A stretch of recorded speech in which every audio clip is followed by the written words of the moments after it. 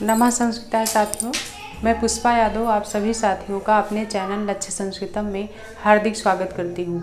साथियों, हम अध्ययन कर रहे थे डॉक्टर बाबूराम सक्सेना की पुस्तक संस्कृत व्याकरण प्रवेशिका के आधार पर संधि प्रकरण में साथियों हम सभी संधियों का क्रमशः अध्ययन कर चुके हैं, जिसमें संपूर्ण स्वर संधि को हम पढ़ा के यूट्यूब में डाल चुके हैं, संपूर्ण व्यंजन संधि को हम पढ़ा चुके हैं और अब हम साथियों विसर्ग संधि का अध्ययन कर रहे थे। तो विसर्ग संधि में साथियों हम तिरसो अंतरश्याम सूत्र तक का अध्ययन कर चुके हैं। तिरसो अंतरश्याम का जो उदाहरण था तिरस करोति और तिरह करोति, दो रूप बने थे। अब उसके आगे का जो सूत्र है हमारा, वो आगे का सूत्र जो है हम आज उसका अध्ययन करेंगे। तो आइए हम अपना अध्ययन प्रारंभ करते हैं। तो विसर्ग संधि में जो हमारा अगला सूत्र है तिरसो अंतरश्याम के आगे वाला जो सूत्र हमारा पृष्ठ संख्या 61 पे है, जो अगला सूत्र हमारा है साथियों वह है द्विस्त्रस चतुर इति कृतो अर्थे लिखा है। द्वित्रिश चतुर इति कृतो अर्थे, इसका सूत्र का हम यहाँ परिभाषा भी लिख दिए हैं साथियों। सूत्र की जो हमारी परिभाषा है वह यह है कि यदि क्रियाभिवृत्तिवाचक द्वि त्रिह और चतुः क्रिया विशेषण अव्यय के बाद का खा पा फा आवे तो विसर्ग के स्थान पर मूर्धन्य सा हो जाता है। क्रिया अभ्यावृत्ति का मतलब होता है कि यदि अनेक बार वाचक, क्रिया अभ्यावृत्ति का मतलब है कि अनेक बार के वाचक जो शब्द क्या है द्वि त्रिह और चतुर आदि जो शब्द हैं, ऐसे क्रिया विशेषण अव्यय अगर आता है और उसके बाद का खा पा फा आता है तो क्या हो जाता है, विसर्ग के स्थान पर साथियों मूर्धन्य सा होता है। अब तक तो हम लोगों ने पढ़ा कि सस के सा और सजुस के सा का क्या हो जाता है, रा हो जाता है। फिर रा का खराब सान्योह विसर्जनीय से विसर्ग हो जाता है।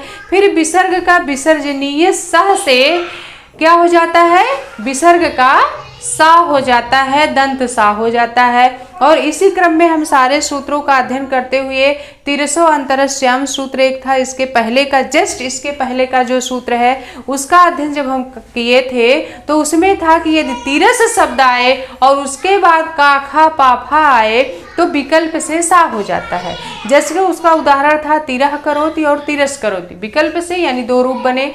फिर अगला उसके बाद का जो सूत्र हमारा है साथियों द्वित्रिश चतुरिति कृत्वार्थे, ये कह रहा है कि अनेक बार के वाचक, यदि क्रियाभ्यावृत्ति वाचक या कहिए यदि अनेक बार वाचक द्वि त्रिह और चतुः क्रिया विशेषण अव्यय आए, उसके बाद का खा पा फा धातुओं में से का खा पा फा आए तो विसर्ग के स्थान पर क्या हो जाता है साथियों, मूर्धन्य सा हो जाता है। अब तक तो हम दंत सा हो जा रहा था, विसर्ग का क्या हो रहा था, दंत सा हो जा रहा था, जितने सूत्र हमने विसर्ग संधि में पढ़े। लेकिन अब ये सूत्र आया है कि विसर्ग का मूर्धन्य सा आदेश कर रहा है। विसर्ग का क्या कर रहा है, ये जो सूत्र हमारा है साथियों विसर्ग का क्या कर रहा है, मूर्धन्य सा। अब तक हमने पढ़ा विसर्ग का क्या हो रहा था, दंत सा हो रहा था, लेकिन अब विसर्ग का मूर्धन्य सा करने वाला कौन सा सूत्र है, द्वि त्रिह चतुरिति कृतो अर्थे, ये सूत्र। तो हम कैसे इसको उदाहरण के द्वारा आइए समझते हैं कि कैसे हो रहा है विसर्ग का। तो जैसे हमारा बाबूराम सक्सेना में उदाहरण दिया है द्विह करोति, क्या है, द्विह धन करोति, करोति शब्द है। अब इस सूत्र का हम यहाँ नियम लगाते हैं। तो ये कह रहा है द्वि त्रिश चतुरिति, यानी द्वि त्रि और चतुर शब्द के बाद क्या आता है, क्रिया विशेषण ये क्या है, अव्यय है। इनके बाद अगर का खा पा फा आए तो विसर्ग का साथियों क्या हो जाता है, मूर्धन्य सा हो जाता है। तो अब यहाँ उदाहरण में जो दिया है द्वि धन करोति, तो यहाँ द्वि शब्द आ गया ना, द्वि शब्द आ गया। तो द्वि के बाद क्या आए कि का खा पा फा आए, तो यहाँ का आ गया है। का, करोति का आया है, तो द्वि का यहाँ द्वि शब्द आया है और उसके बाद क्या आ गया है, का खा पाफा आए तो का आया है और द्वि के बाद क्या है, विसर्ग है। इस द्वि में क्या है, विसर्ग है और इस विसर्ग का क्या हो जाएगा साथियों, सा हो जाएगा। किसका सा होगा, विसर्ग का। इस विसर्ग का क्या हो जाएगा, सा। विसर्ग का क्या हो गया, सा हो गया। जब विसर्ग का सा हो गया साथियों तो ये हमारा शब्द क्या बन गया, अभी विसर्ग के स्थान पे क्या हो गया है, सा। सॉरी, यहाँ दंत सा नहीं होगा, मूर्धन्य सा करने वाला ये सूत्र है। इस विसर्ग का अब तक दंत सा हो रहा था, लेकिन इस सूत्र से इस विसर्ग का कौन सा सा हो गया है, मूर्धन्य सा हो गया है। जब इस विसर्ग का मूर्धन्य सा हो जाएगा साथियों तो ये हमारा द्वि हो गया। द्वि में ये विसर्ग का तो मूर्धन्य सा हो गया, तो ये विसर्ग है, मूर्धन्य सा हो गया विसर्ग का। उसके बाद क्या है, करोति शब्द हमारा है, करोति शब्द है। जब हम इनको संधि करेंगे तो ये हमारा संधि हो जाएगा द्विस। ये क्या है, सा मूर्धन्य हलंत लगा है तो आधा है तो आधा लिख देंगे, करोति शब्द जोड़ देंगे, द्विस करोति शब्द बना। क्या बन गया, द्विस करोति। अब चूंकि ये कह रहा है मूर्धन्य सा विसर्ग के स्थान पर विकल्प से मूर्धन्य सा होता है, तो एक बार द्विधन करोति, द्विस करोति हो गया। इस विसर्ग का क्या हो गया, मूर्धन्य सा होकर के द्विस करोति हो गया और एक रूप बनेगा द्वि करोति ही बनेगा। क्या बनेगा, द्विधन करोति, द्वि करोति ही होगा। क्या हो गया, द्वि करोति ही हो गया। तो कितने रूप हुए, एक रूप वो हो गए, दो रूप ये हो गए। उसी तरह से अगला उदाहरण त्रि का है, तो त्रि का उदाहरण दिया है इसमें, त्रि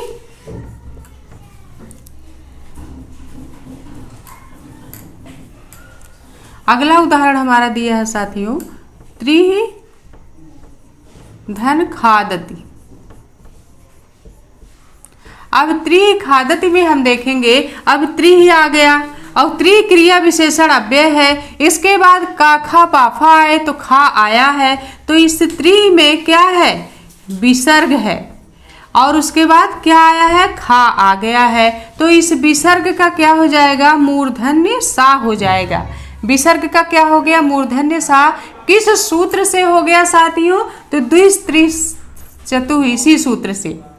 क्या है, द्विस त्रयस चतुरिति, इसी सूत्र से हमारा क्या हो गया है, इस मूर्धन्य विसर्ग का मूर्धन्य सा हो गया। जब विसर्ग का मूर्धन्य सा हो गया तो हमारा शब्द बन जाएगा त्रि धन मूर्धन्य सा धन खादति। और ये शब्द हमारा क्या बन गया है, त्रिस, मूर्धन्य सा के नीचे हलंत है तो आधा सा और खादति आगे जोड़ देंगे, त्रिस खादति शब्द बन गया।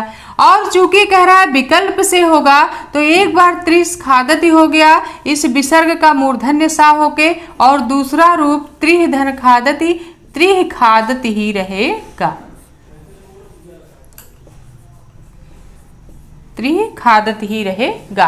तो यानी एक बार विसर्ग का मूर्धन्य सा होगा और एक बार विसर्ग का जब मूर्धन्य सा नहीं होगा तो शब्द जैसा का तैसा रख दिया जाएगा। जैसे द्विधन करोति, द्विह करोति, त्रिह धन खादति, त्रिह खादति।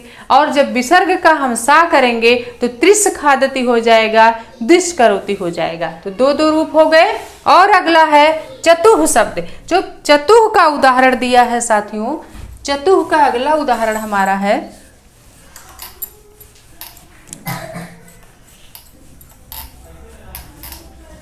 चतुः शब्द का उदाहरण दिया है चतुः धन पठति, चतुः धन पठति। अब यहाँ चतुः का आ गया।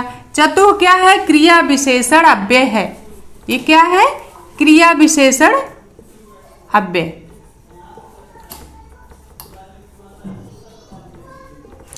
इस क्रिया विशेषण अव्यय के बाद का खा पाफा आवे तो विसर्ग का क्या हो जाता है, सा हो जाता है। तो इस चतुः में क्या है, विसर्ग है, उसके बाद क्या आया है, पा आया है। तो का खा पा फा में से कोई आए तो विसर्ग का, इस विसर्ग क्या क्या हो जाएगा साथियों, मूर्धन्य सा हो जाएगा। किस सूत्र से, द्विस त्रिस चतुरिति कृतो अर्थे। जब इस मूर्धन्य का सा हो गया तो हमारा ये शब्द बन जाएगा चतुष धन पठति। फिर हम लिखेंगे, जब इन वर्णों को जोड़ देंगे, संधि करेंगे तो चतुष हो जाएगा और पठति जोड़ देंगे आगे।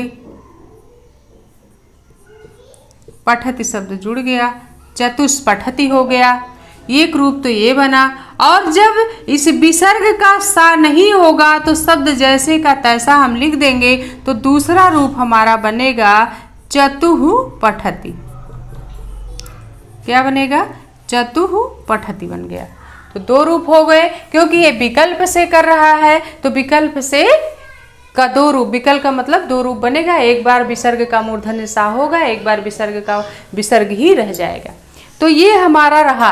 तो ये सूत्र हमारा द्विस त्रिस चतुरिति कृतो अर्थे कह रहा है, यदि क्रिया अभ्यावृत्ति, क्रिया अभ्यावृत्ति का मतलब होता अनेक बार के वाचक, यानी कोई शब्द जब अनेक बार आए, जैसे द्विहि त्रिहि चतुः, ये क्या है, क्रिया विशेषण अव्यय है। और इन क्रिया विशेषण अव्यय के बाद क्या आ जाता है, अगर का खा आ जाए, पा फा शब्द आ जाए तो उस विसर्ग का ये सूत्र क्या कर रहा है, मूर्धन्य सा आदेश कर रहा है। तो मूर्धन्य सा जब कर रहा है तो विसर्ग का जब मूर्धन्य सा हुआ, जैसे हमने उदाहरण बताया, द्विह धन करोति, एक बार द्विष करोति हो जाएगा, एक बार मूर्धन्य का सा ना होके द्विह करोति होगा। त्रिधन खादति, त्रिह खादति में विसर्ग का एक बार मूर्धन्य सा होके त्रिस खादति बना, और एक बार विसर्ग का विसर्ग रह गया तो त्रिह खादति हो गया। उसी तरह से चतुः पठति में चतुः का एक क्रिया विशेषण अव्यय है, उसके बाद इस विसर्ग के बाद पा आया है तो विसर्ग का साथियों क्या हो गया, मूर्धन्य सा हो गया। कृद्वितिस चतुरिति कृतो अर्थे सूत्र से। और जब मूर्धन्य सा हो गया तो हमारा शब्द बन गया चतुष पठति। और जब विसर्ग का मूर्धन्य सा नहीं होगा तो शब्द चतुः धन पठति, चतुः पठति ही होगा। तो ये सूत्र हमारा कितने रूप बना रहा है कि दो रूप कर रहा है, क्योंकि ये विकल्प से रूप बन रहे हैं। तो इसके अंतर्गत तीन उदाहरण है, द्विह करोति, त्रिह खादति, चतुः पठति। और इन तीन उदाहरण के दो दो रूप हैं, यानी 6 रूप हो गए। तो ये सूत्र रहा। अब हम साथियों अगले सूत्र पे चलते हैं। अगला सूत्र हमारा क्या कहता है, ये आपके समझ में आ गया होगा।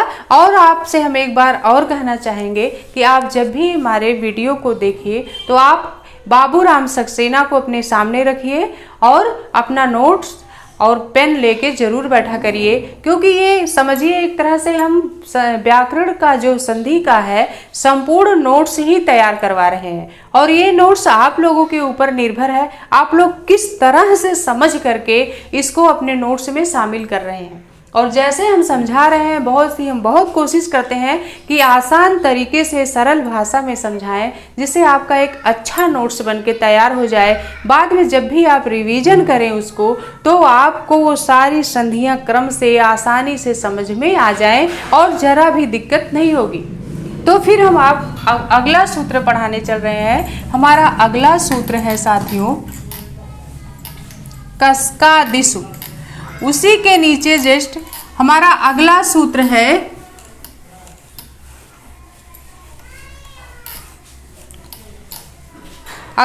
हमारा है कस्कादिषु।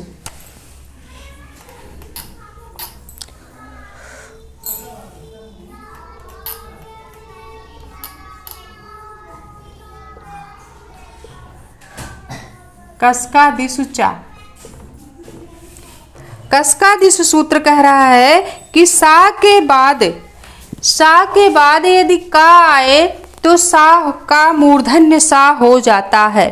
कस्कादिषु उसी के नीचे जस्ट उसी के नीचे का सूत्र है, कह रहा है कि यदि क्या है कि सा के बाद यदि का आए तो सा का मूर्धन्य सा हो जाता है। इसको ऐसे लिख लीजिए जैसे हम लिखने जा रहे हैं, फिर आपके समझ में आएगा, क्योंकि किताब में थोड़ा सा हटके दिया है। तो आपको हम इस कसका दिशु का बता रहे हैं कि कसका दिशु कह रहा है कि यदि क्या है, यदि सा के बाद, किस सा के बाद, मूर्धन्य सा के बाद, कह रहे हैं यदि मूर्धन्य सा के बाद क्या आ जाए, का आवे।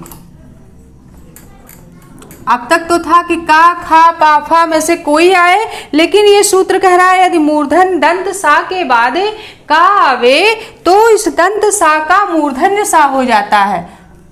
आवे तो ऐसे लिखिए, आवे तो दंत सा का, यहां लिख लीजिए दंत, तो आपके अपने नोट्स में दंत सा लिख रहे हैं तो दंत लिख के फिर सा लिखिए, तो आपको समझने में आसानी होगी।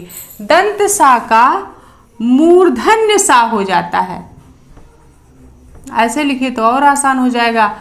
मूर्धन्य सा, मूर्धन्य सा इसी को कहा जाता है, षटकोण वाले सा को संस्कृत में मूर्धन्य सा कहा जाता है। तो दंत सा का मूर्धन्य सा हो जाता है। ये कौन सा सूत्र हमारा कह रहा है, कसका दिशुचा सूत्र कह रहा है। कसका दिशुचा सूत्र कह रहा है कि यदि दंत सा आए उसके बाद केवल क्या आ जाए, का आ जाए, तो उस दंत सा का मूर्धन्य सा हो जाता है। कैसे हो जाता है, एक उदाहरण देके इन्होंने बताया कि जैसे हमारा है, जैसे है चतुः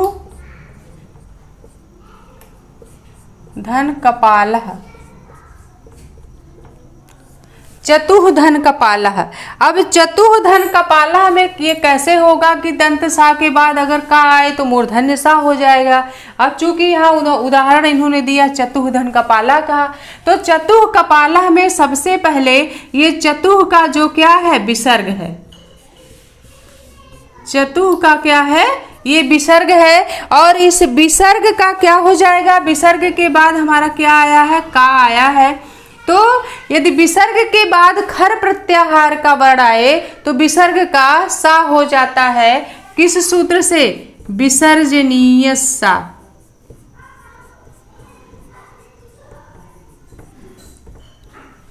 विसर्जनीय से सह से क्या हो जाएगा, इस सूत्र, इस विसर्ग का क्या हो जाएगा साथियों, दंत सा हो जाएगा। विसर्जनीय से सा हमने आगे विसर्ग संधि में पढ़ाया है कि विसर्जनीय सा विसर्ग का क्या कर देता है, सा कर देता है, और सा का रा कर देता है। कौन सा सूत्र, ससजुसो रु, और रा का विसर्ग कर देता है खरावसानयो विसर्जनीय है। हमने विसर्ग संधि में आगे क्रम से पढ़ाया है। तो अब इस विसर्ग का सा कर दे रहा है, फिर कौन सा सूत्र, विसर्जनीय सा। जब खरावसान्यो विसर्जनीय से विसर्ग का रा का विसर्ग हो गया तो विसर्ग का सा विसर्जनीय सह करता है। तो यहाँ चतुः का जो विसर्ग है उसके बाद का आए हमारे खर प्रत्याहार का वर्ण है, खर प्रत्याहार में आता है, इसीलिए इस विसर्ग का सा हो गया। किस सूत्र से, विसर्जनीय सह से। तो ये हमारा शब्द बन गया चतु। अब ये विसर्ग का तो सा हो गया तो हम सा लिखेंगे, चतुष धन कपालः। ये शब्द हमारा क्या बना, चतुष धन कपालः बन गया। यहाँ तक आ गया समझ में। ये विसर्ग का पहले तो हमारा शब्द है चतुः धन कपाला, तो चतुः का जो विसर्ग है, इस विसर्ग के बाद खर प्रत्याहार का वर्ण है, तो विसर्ग का सा करने वाला जो सूत्र हमारा है विसर्जनीय सह। तो विसर्जनीय सह से साथियों इस विसर्ग का सा हो गया। जब इस विसर्ग का सा हो गया तो हमारा शब्द बन गया चतुष धन कपालः।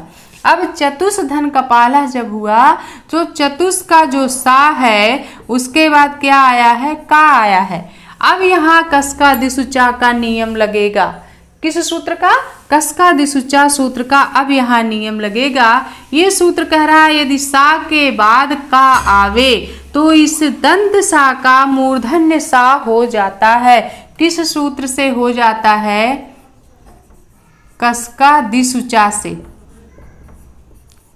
कसका दिशु चा से इस दंत सा का क्या हो गया है साथियों, इस दंत सा का हलंत नहीं है, इस दंत सा का क्या हो गया है, मूर्धन्य सा हो जाएगा। तो इस दंत सा का हम मूर्धन्य सा कर देंगे। जब इस दंत सा का मूर्धन्य सा हो गया तो ये हमारा शब्द क्या बन गया, चतुस्धन कपालः। चतुस्धन कपालः बना और संधि कर दीजिए आगे। तो चतु, अब ये सा हलंत युक्त है तो आधा लिख देंगे और कपालः शब्द आगे जोड़ देंगे। तो ये हमारा शब्द क्या बन गया, चतुष्कपाला। क्या बना, चतुष्कपाला बना। किस सूत्र से, कस्कादिषु चा से। कस्कादिषु चा से चतुष्कपाला की सिद्धि होगी। कभी कभी पूछा जाता है चतुष्कपाला किस सूत्र से हुआ है, तो जो है विकल्प में दे दिया जाता है 3 और विकल्प, विसर्जनीय सा, खरवसान्यो विसर्जनीय, तीर्षो अंतरस्याम, चतुष्कपाला। तो हमें याद रखना है कि चतुष्कपाला की सिद्धि जो है कस्कादिषु चा से हो गया है। तो कस्कादिषु चा का जब नियम लगेगा साथियों, तो सबसे पहले हम चतुष्कपाला का जब संधि करेंगे, विच्छेद करेंगे, संधि विच्छेद, जो चतुष्धन कपालः पहले नहीं होगा बल्कि चतुर्धन कपालः पहले होगा। चतुर्धन कपालः में जब संधि होगी तो विसर्ग का सा हो गया विसर्जनीय सा से। पहले हम विसर्ग का सा बनाएंगे। जब विसर्ग का हम सा बनाएंगे तो हमारा शब्द चतुष्धन कपाला हुआ। और विसर्ग का सा हम किस सूत्र से बनाएंगे साथियों, तो विसर्जनीय सा से बनाएंगे। फिर विसर्जनीय सा का जब नियम लगा तो विसर्ग का सा हो गया और हमारा शब्द बना चतुष्धन कपाला। अब चतुष्कपाला के बाद दंत सा, उसके बाद का आया है। तो अब यहाँ कस्कादिषु चा की परिभाषा हमें अगर याद है तो हम उस परिभाषा के अनुसार, ये परिभाषा हमारा कह रहा है कि दंत सा के बाद अगर का आता है तो दंत सा का मूर्धन्य सा हो जाता है। कौन सा सूत्र कह रहा है, केवल कस्कादिषु कह रहा है। तो कस्कादिषु का जब हम नियम लगाएंगे तो इस दंत सा का मूर्धन्य सा हो गया और हमारा शब्द बन गया चतुष्धन कपाला, चतुष्कपाला। तो हमें चतुष्कपाला की सिद्धि करने में कस्कादिषु का नियम याद रखना पड़ेगा। इसके पहले हमने जो सूत्र पढ़ा द्विस्त्रिश चतुर्थ कृतो अर्थे में, वो कह रहा है क्रिया अभ्यावृत्ति, या जिसको अभ्यावृत्ति का मतलब बार बार जो शब्द आए, अनेक बार के वाचक जो शब्द हमारे द्वि और चतुः शब्द क्रिया विशेषण अव्यय थे, इनके बाद वो कह रहा अगर काय, खाए, पाए, फाए तो विसर्ग का मूर्धन्य सा कर रहा था। लेकिन चतुष्कपाला में पहले हम चतुर्धन कपाला करेंगे। तो यहाँ चतुर्धन कपाला में वो सूत्र हमारा द्विस्त्रिश चतुर्थ कृत्य अभ्यावृत्ति विसर्ग का डायरेक्ट मूर्धन्य सा कर रहा था। लेकिन इस कस्कादिषु चा के नियम जब हम पढ़ेंगे, इसकी परिभाषा पढ़ेंगे, तो इसमें लिखा है कि दंत सा के बाद, वो तो विसर्ग का कह रहा है कि 2 3 चतुः क्रिया अभ्यावृत्ति के बाद यदि का खा पाफा आता है तो विसर्ग का मूर्धन्य सा होता है। ये सब सूत्र को जब हम पढ़ेंगे साथियों, हमें सूत्र का नियम का जो फंडा है बिल्कुल क्लियर होना चाहिए। तो वो विसर्ग का क्या कर रहा था, मूर्धन्य सा कर रहा था। लेकिन कस्कादिषु हमारा क्या कर रहा है कि दंत सा के बाद यदि केवल का आए तब क्या होगा, तो दंत सा के बाद यदि केवल का शब्द आता है तो दंत सा का मूर्धन्य सा हो जाता है। किस सूत्र से, कस्कादिषु से, और जिसका एक ही उदाहरण उन्होंने दिया चतुः कपालः। तो चतुर्धन कपालः में सबसे पहले हम विसर्ग का सा करेंगे। किस सूत्र से, विसर्जनीय सा से। जब विसर्ग का सा हो गया तो हमारा शब्द बन गया चतुष्धन कपालः। अब यहाँ दंत सा के बाद का आया है, कस्कादिषु चा का नियम लग रहा है, तब इस दंत सा का मूर्धन्य सा हो गया और हमारा शब्द बन गया चतुष्धन कपालः, चतुष्कपाला। तो ये रही आज की हमारी क्लास। साथियों, आपको हमारा क्लास कैसा लगा आप हमें कमेंट में करके ज़रूर बताया करिए। और आज हम की क्लास हम यहीं समाप्त करते हैं, फिर हम आपसे अगली क्लास में मिलेंगे साथियों। नमो नमः, नमः संस्कृता।